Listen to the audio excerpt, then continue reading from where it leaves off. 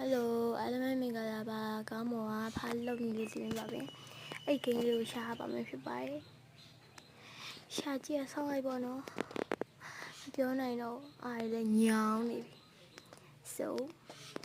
okay မှားနေပါတယ်မှားနေရဆိုတော့အစားနေပြန်တော့မှဖြစ်ပါတယ် okay ညီမရေးတော်လေးလိုက်ရေးပေးပါမယ်ဒီကိန်းလေးကိုရှားပါဖြစ်ပါတယ်ဟိုတကိုင်းနဲ့ပေါ့နော်အဲ့ကိန်းကိုရှားမှာပဲဖြစ်ပါတယ်Okay ဒီဒုတိယဟာလေးကိုလုပ်ပြရမှာဖြစ်ပါတယ်ဒုတိယဟာလေးပေါ့နော်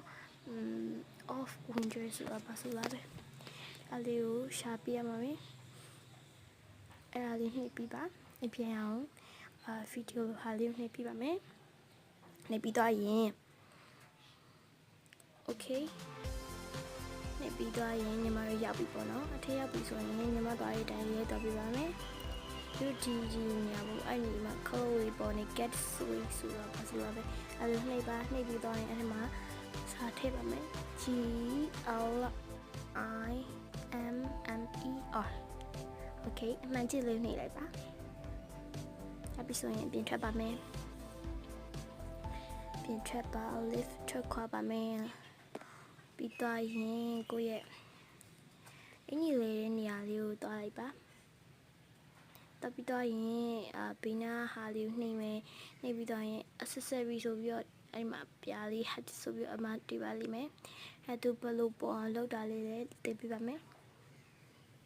Okay so hat ဦးထုတ်ပုံလေးကိုတွားလိုက်ပါပြီးတော့ရင်ကိုလုံးမဲ့ဖားလေးကိုနှိပ်လိုက်ပါတော့တိုးရှော့လုပ်ရပါမယ်မှာပါ Okay ရတာပါပြီ